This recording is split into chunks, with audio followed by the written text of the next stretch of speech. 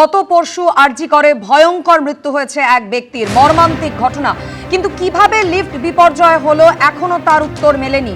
ইতিমধ্যেই দুদিন অতিক্রান্ত, কিন্তু এখনো একাধিক জায়গায় ধোঁয়াশা রয়েই গিয়েছে। লিফটের পরীক্ষার সময় প্রাথমিকভাবে যান্ত্রিক ত্রুটি ধরা পড়েছে। কি ধরনের যান্ত্রিক ত্রুটিতে এই বিপর্যয় ঘটল তা খতিয়ে দেখছেন বিশেষজ্ঞরা। ঘটনার সময় লিফটে কি বিদ্যুৎ বিচ্ছিন্ন হয়েছিল? বিদ্যুৎ বিচ্ছিন্ন হলে তার স্থায়িত্ব কতক্ষণ ছিল? একাধিক প্রশ্ন কিন্তু এখনো রয়েই গেছে। তদন্ত প্রক্রিয়া এই মুহূর্তে ঠিক কোন পর্যায়ে রয়েছে, আরো বিস্তারিত আমাদের জানাবেন প্রতিনিধি আবির দত্ত আমাদের সঙ্গে রয়েছেন। সরাসরি কথা বলে নেব আবিরের সঙ্গে। আবির, গতকালই আমরা দেখেছি যে হোমিসাইড শাখার আধিকারিকরা, ফরেন্সিক আধিকারিকরা তারা ঘটনাস্থলে পৌঁছন, নমুনা সংগ্রহ করেন। এই মুহূর্তে তদন্ত প্রক্রিয়া কোন পর্যায়ে রয়েছে, কি কি তথ্য হাতে এসেছে? দেখো, যে ঘটনা ঘটেছে সেই ঘটনা মর্মান্তিক, সেটা বলার অপেক্ষা রাখে না। কিন্তু এই ঘটনা ঘটলো কিভাবে, সেই তদন্ত করার জন্য ফরেন্সিক বিশেষজ্ঞরা এসেছিলেন।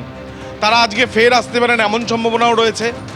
এবং ফরেন্সিক বিশেষজ্ঞরা প্রাথমিক যে তারা তদন্ত করেছেন, সেখান থেকে তাদের যেটা অবজারভেশন বা তাদের যেটা পর্যবেক্ষণ, যে সম্পূর্ণভাবে চূড়ান্ত গাফিলতি ছিল এখানেই, যে প্রায় 32টা লিফট রয়েছে আরজি কর মেডিকেল কলেজ হাসপাতালে বিভিন্ন বিল্ডিংয়ে। সেখান থেকে প্রায় 21টির মেনটেনেন্স চলছে।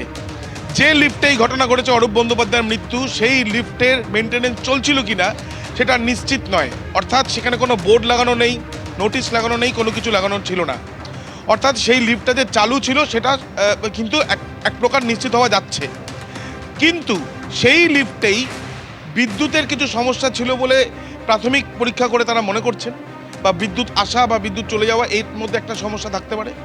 এবং দ্বিতীয়ত সেন্সার কাজ না করা, অত্যাধুনিক এই যে লিফট, সেখানে কি সমস্যা সেটা যখন এই ঘটনা ঘটেছে তখনই এই সমস্যাটা দেখা দিয়েছে এমনটা মনে করছেন না বিশেষজ্ঞরা। অর্থাৎ এই সমস্যা মাঝে মাঝেই দেখা দিচ্ছিল, কিন্তু সতর্কতা সেইভাবে ছিল না। সেইভাবে গাফিলতিকেই রাখা হয়েছে। গাফিলতি এক প্রকার তারা দেখছেন, তার কারণ যেভাবে এই ধরনের সমস্যা হলে এই লিফটগুলোর চলাচল বন্ধ করতে হয়, মেনটেনেন্সের কাজের জন্য লোক ডাকতে হয়, সেইটা করা হয়নি।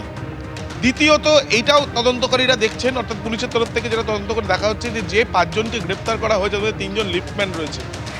তাদের বিষয়ে কিন্তু সরকারি আইনজীবী গতকালই আদালত কক্ষে একটি কথা বলেন, যেটা অত্যন্ত তাৎপর্যপূর্ণ। যে যখন এই ঘটনা ঘটছে তখন যাদের দায়িত্ব ছিল তারা হয় গান শুনছে, ফুর্তি করছে, তাহলে এই 3 জন ঠিক ওই সময় কোথায় ছিল? তারা ওই লিফটের সামনে না থেকে তারা কোথায় ফুর্তি করছিল, কোট আনকোট, যেটা ব্যবহার করা হয়েছে আদালতে সরকারি আইনজীবীর তরফ থেকে। তাহলে সেই লিফটের সামনে দাঁড়িয়ে থাকার জন্য যারা বেতন পান, তারা সেখানে না থেকে তারা অন্য কোন জায়গায় ছিল, এবং যার জেরে এই ঘটনা খতিয়ে দেখা হচ্ছে। আজকে ফরেন্সিক বিশেষজ্ঞরা ফের আসতে পারেন। গতকালই যার মৃত্যু হয়েছে তার স্ত্রীর সাথেও কথা বলে প্রাথমিকভাবে বয়ান নেওয়ার প্রক্রিয়া শুরু করা হয়েছে, এমনটাই পুলিশ সূত্রে খবর। একদমই, অবশ্যই আজ গোটা দিন কি হতে থাকে আরজি কর মেডিকেল কলেজ হাসপাতালে, তদন্তকারী আধিকারিকরা কখন পৌঁছন, আর কি তথ্য সামনে আসে সেদিকে নজর থাকবে। আপাতত আবির, তোমায় ধন্যবাদ।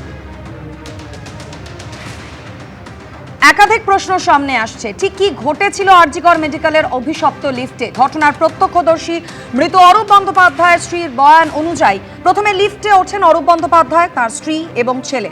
ওঠার পরই আচমকা বেসমেন্টে নেমে যায় লিফটটি।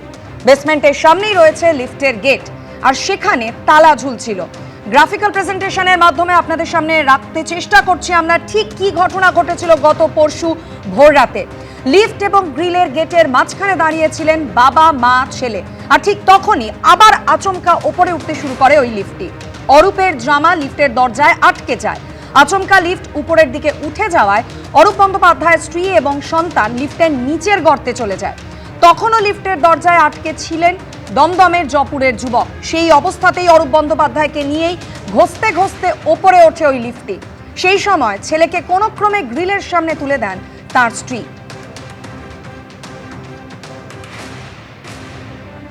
আর তার কিছুক্ষণ পর আবার নিচে নেমে আসে লিফটটি। স্ত্রীর কোলে এসে পড়েন রক্তাক্ত ক্ষতবিক্ষত অরূপ বন্দ্যোপাধ্যায়।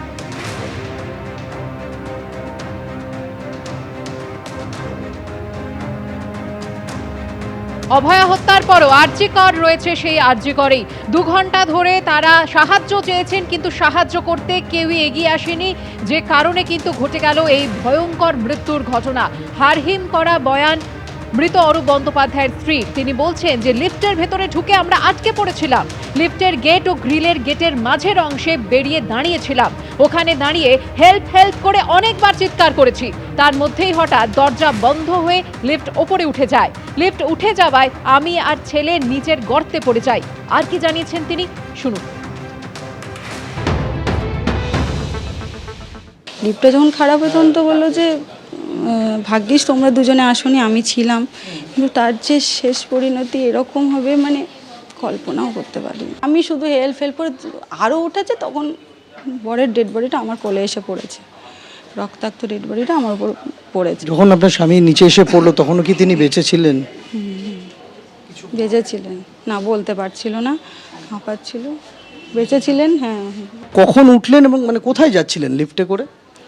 ওই তো আমরা ছেলের তো হাত মানে যেহেতু ভেঙে গেছিলো বলে আমরা এমার্জেন্সিতে রাত 10টার সময় এসেছি। দেখলাম আরজি করে যাই, আর বড়ি বললো হ্যাঁ চলো আরজি করে অনেক ডাক্তার পাওয়াও যায়, এমার্জেন্সিতে যখন তখন কি হয়েছে আগে দেখে নিয়ে তারপর দেখা যাবে। এখন আমরা ওয়েট করছিলাম ওটির জন্য।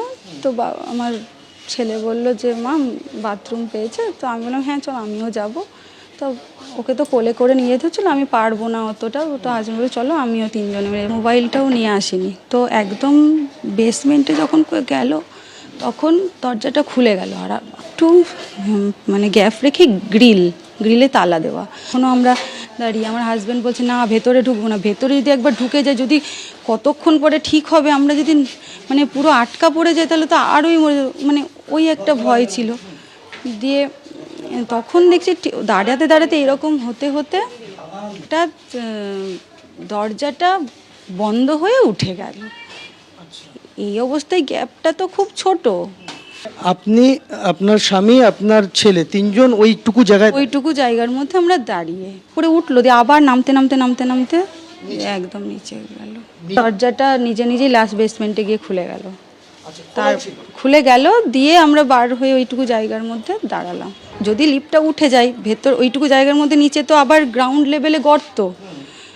তো ওই গর্তের মধ্যে আমি আমার ছেলে পড়ে যাই, দুমড়ে মুচড়ে পড়ে যায়, আর হাজবেন্ড মানে উনি চাপা লেগে ওর মধ্যে আটকে গেছে।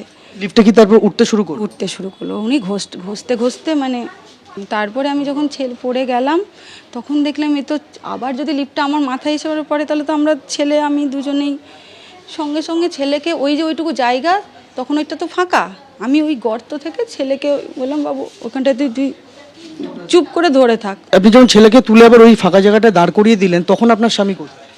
ওখানে ওপরে আটকা পড়েছিল, মানে লিফট আর ওই মাঝামাঝিতে উনি ফেসে গেছিলেন। অভয়াকাণ্ডের 1 বছর 7 মাস পরেও আরজিকর আছে আরজিকরে। পরিকাঠামো সুরক্ষায় নামেই বদল হয়েছে, বাস্তবে যে ছবিটা একটুও বদলায়নি প্রাণ দিয়ে তা দেখিয়ে দিল দমদমের অরূপ বন্দ্যোপাধ্যায়। প্রায় 2 ঘন্টা ধরে লিফটে ঘষতে মৃত্যু হলো। সাহায্যের জন্য বারবার হেল্প চাওয়া হলেও এগিয়ে এলো না কেউই। আর এরপরই একাধিক প্রশ্ন সামনে আসছে। প্রায় 1.5 বছরে হাসপাতালগুলির সুরক্ষা পরিকাঠামোয় আদৌ কি কোনো উন্নতি হয়েছে? সঙ্গে কেউ কেন তালা ভেঙে বা তালা খুলে নামলেন না বেসমেন্টে? কেন দমকল বাহিনীকে খবর দেওয়া হলো না? লিফটটি গন্ডগোল করা সত্ত্বেও কেন সাধারণের জন্য তা খুলে রাখা হয়েছিল?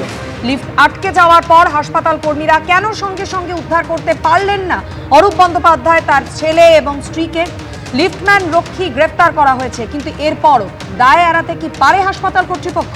হাসপাতাল কর্তৃপক্ষের বিরুদ্ধেও ব্যবস্থা নেওয়ার দাবি জানিয়েছে মৃতের পরিবার।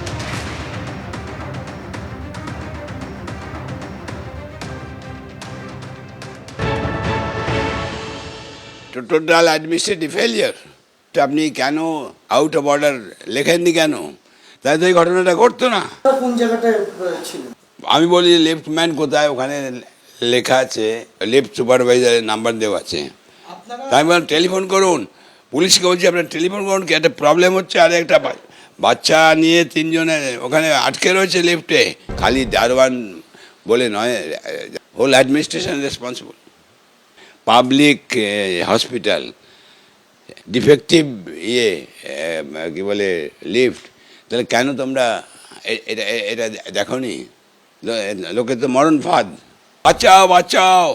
আমি আমার বৌমার গলার আওয়াজ পেয়েছি, আমার ছেলে হয়তো ওপর থেকে ওটা ভেঙে পড়েছে মাথায়, এই তো বডিতে একদম সেই হাড়গোড় ভেঙে ব্লাড ক্লট করে যা বুঝতে পেরেছি। কেউ এলো না, বলছে যে চাবি PWDর আন্ডারে ওটা। পুলিশও বলছে হ্যাঁ দেখছি, ও বলছে দেখছি, আর আপনি চুপ করুন তো। আমি বললাম আমি চুপ করবো, আমার ছেলে আটকে আছে। এবিপি আনন্দ, এগিয়ে থাকে, এগিয়ে রাখে।